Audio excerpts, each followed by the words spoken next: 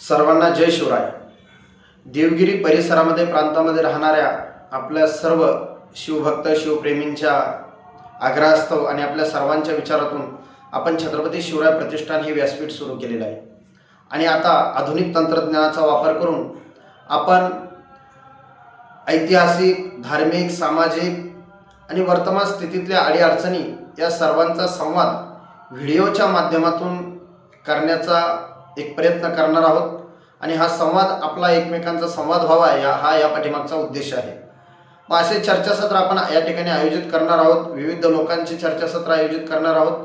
आज पहिलाच या ठिकाणी व्हिडिओच्या द्वारे चर्चा करत असताना आजचा विषय आपण निवडलेला आहे की वर्तमान स्थितीमध्ये आज जगामध्ये जे काही युद्धस्थिती निर्माण झालेली आहे आणि भारतातील असंख्य लोक युरोपीय देश असेल किंवा आखाती देशामध्ये राहायला गेलेले आहेत. काही शिक्षणासाठी, नोकरीसाठी, काही लोक तिकडे स्थायिक होत आहेत. आपल्या मुलाबाळांचं भविष्य तिकडे बघतायत. परंतु आज तिकडे अडकलेल्या सगळ्या लोकांना भारतात आणावं अशी सर्वच नातेवाईकांची, मित्रपरिवारांची, सगळ्यांची इच्छा शासनाकडे सगळेच लोक त्या ठिकाणी विनंती करत आहेत. यावरून एक लक्षात येतं की या संवादाच्या माध्यमातून दोन गोष्टी आपल्याला बघायच्या आहेत. एक पहिली गोष्ट म्हणजे विदेशात कितीही पैसा असला, विदेशात कितीही मोठी तुम्ही धनसंपत्ती कमवून ठेवलेली असेल आणि तिकडे जाण्याचा जरी विचार करत असाल, भारतात तुम्हाला करमत नसेल किंवा भारतातल्या सगळ्या गोष्टीचा तुम्हाला कंटाळा आला असेल, तरीसुद्धा याच भारतामध्ये, याच देशामध्ये आपण सुरक्षित राहू शकतो हे संपूर्ण भारतीयांना आणि जगातल्या तमाम सर्व भारतवासियांना त्या ठिकाणी कळालेलं आहे. आणि म्हणून पहिला मुद्दा आपण याचा विचार करत असताना या ठिकाणी विनंती करावी असे वाटते की भारताला शिव्या शाप देणं, भारतातील ज्या काही परिस्थिती आहे, भारतात वेगवेगळ्या गोष्टी आहेत, भारताबद्दल जे काही सांगितलं जातं, बोललं जातं, आपला देश कसा मागासलेला आहे, आपल्या देशात किती प्रॉब्लेम आहे, या सगळ्या गोष्टी जरी असल्या तरी भारत हा जगात सर्वश्रेष्ठ सुरक्षित देश आहे. कारण हा देश पूर्वीपासून ऋषी परंपरेचा देश आहे, संत परंपरेचा देश आहे. इथे सत्य, न्याय, अहिंसा याच गोष्टीचा प्रचार आणि प्रसार आपल्या संत महात्म्यांनी आपल्या वेदापासून तर आतापर्यंत संत वाङ्मयांनी केलेला असल्यामुळे या देशामध्ये कधीही अजिबात कुठल्याही हिंसेचं समर्थन केल्या जात नाही. आपल्या देशामध्ये कुठल्याही अन्याय अत्याचाराचं समर्थन केल्या जात नाही. म्हणून आपला देश हा सर्वोत्तम सुरक्षित देश आहे. त्यामुळे या भारताला नावं ठेवून, भारत तेरे तुकडे होंगे, भारताला नावं ठेवणाऱ्या लोकांची संख्या अजिबात कमी नाही. पावलोपावली देशाला नावं ठेवणारे लोक या देशामध्ये राहतात, खातात आणि याच देशाला नावे ठेवतात. परंतु सर्वात जगात सुरक्षितता जर कुठल्या देशात असेल तर ती भारतात आहे. हा एक प्रश्न. म्हणून जेवढे काही श्रीमंत असतील, विद्वान असेल, सुशिक्षित असेल, या सर्व लोकांना विनंती आहे की भारतालाच आपल्याला समृद्ध करायचं आहे, भारतालाच आपल्याला सुरक्षित करावं लागेल. आणि हीच आपली पितृभूमी आहे, हीच आपली मातृभूमी आहे, हीच आपली पूर्वजांची भूमी आहे आणि हीच आपल्या येणाऱ्या पिढ्यांची सुद्धा भूमी आहे. म्हणून आपल्याला या भारताच्या सुरक्षिततेसाठी, भारताच्या समृद्धीसाठी आणि भारतातले जेवढे काही, या देशातले जेवढे काही संकट आहे त्या सगळ्याचं निराकरण करण्यासाठी आपल्याला सर्वांनाच मिळून प्रयत्न करावे लागतील. म्हणून विदेशात आपण अजिबात सुरक्षित नाही. आज आखाती देशामध्ये जो प्रॉब्लेम आहे, उद्या युरोपीय देशामध्ये सुद्धा असेच प्रॉब्लेम होणार आहे. कारण जग आता जवळजवळ एकत्र आलेलं आहे. जगात इथून तिकडे प्रवास सुखकर झालेला आहे, सुलभ झालेला आहे. हा एक प्रश्न.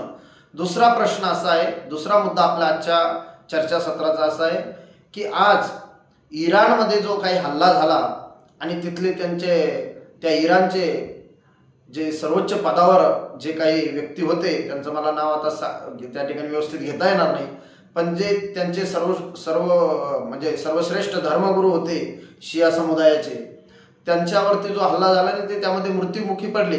याबद्दल जगातील कुठल्याही व्यक्ती मृत्युमुखी पडला तर आम्हाला छत्रपती शिवाजी महाराजांची परंपरा चालवत असताना त्याचा खेदच आहे आणि वाईटच वाटतं. जगातल्या कुठल्याच व्यक्तीवरती हल्ला होऊ नये, कुठलाच व्यक्ती मरू नये, मृत पाहू नये, त्याच्यावरती अन्याय अत्याचार होऊ नये ही आमची भूमिका आहे.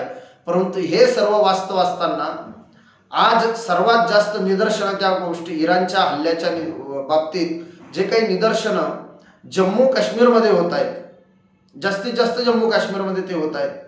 तर त्या जम्मू काश्मीरमध्ये लोकांचे व्हिडिओ आपण सर्वदूर बघत आहात.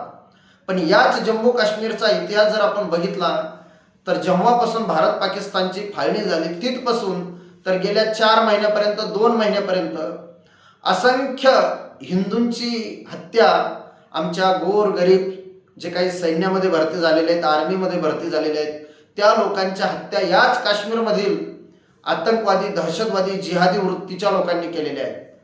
मग एकतर्फी हिंसाचाराचा विरोध हा असा चालणार नाही. तर भारतात राहणाऱ्या, या हिंदुस्थानामध्ये राहणाऱ्या सर्वच जाती धर्माच्या लोकांना विचार करावा लागेल की हिंसा ही अमान्यच आहे. कुठलीही जातीय धार्मिक हिंसा कुठेच घडू नये याबद्दल सर्वांनाच एक मतावर ठाम व्हावं लागणार आहे. एकतर्फी हिंसाचाराचं समर्थन कदापिही ते भारताला परवडणारं नाही. त्यामुळे जे काही इराणवरती हल्ले होत आहेत आणि त्याच्याबद्दल खेद व्यक्त होत आहे, अमरनाथ यात्रेवर झालेले हल्ले ते हिंदूंनी विसरून जायचे. मुंबईसारखे बॉम्बस्फोट, मुंबईसारख्या शहरावर झालेले हल्ले हिंदूंनी विसरून जायचे. असंख्य सैन्यांची, असंख्य जे काही आपलं सैनिक आहेत त्यांना मारल्या गेलेलं आहे. पुलवामासारखा हल्ला झालेला आहे. आत्ताच मागे फिरायला गेलेल्या लोकांवरती जे काही धर्म विचारून त्यांच्यावरती हल्ला झालेला आहे. या हल्ल्याचं समर्थन करणारे याच भारतामध्ये राहतात आणि मात्र इराणमध्ये झालेल्या हल्ल्याचा निषेध करतात. तर हे सर्व समाजाने जाणून घेऊन याच्यावरती बोललं पाहिजे, व्यक्त झालं पाहिजे. गप्प न राहता यापुढे कुठलाही हल्ला असो सगळ्याच जाती पंथाच्या धर्माच्या लोकांनी एक मताने म्हटलं पाहिजे की कुणावरच हल्ला होऊ नये. नाहीतर एका हल्ल्याचं समर्थन करायचं आणि दुसऱ्या हल्ल्याचा विरोध करायचा, तर ही दुटोपी भूमिका घेऊ नये. हिंदू समाजाने पूर्णतः कधीही कुठल्याही हल्ल्याचं समर्थन केलं नाही किंवा इराणमध्ये हल्ला झाला म्हणून इथे फटाके फोडले नाही किंवा इराणमध्ये हल्ला झाला म्हणून काही सोशल मीडियावरती व्यक्त झाले नाही.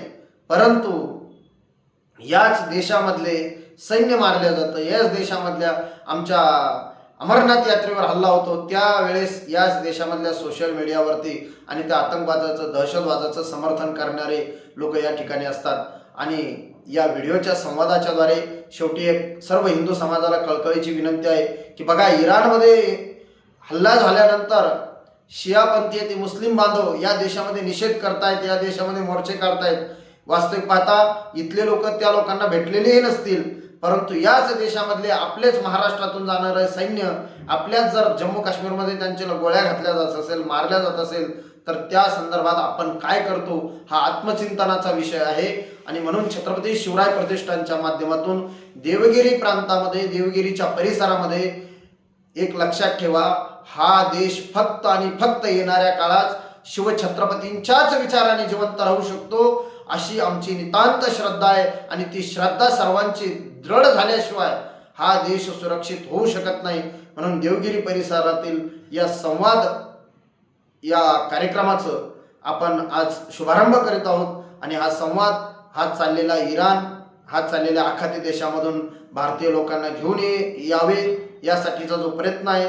ठीक आहे, आम्ही कुठल्याही हिंसाचाराचं समर्थन जरी करत नसलो तरी आमची भूमिका मात्र पक्की आहे, ठाम आहे की भारत तेरे तुकडे होंगे म्हणणाऱ्यांना आता यापुढे कुणीही समर्थन करू नये, त्यांचं समर्थन करू नये या बाबतीत आम्ही ठाम आहोत. धन्यवाद. जय शिवराय. हर हर महादेव.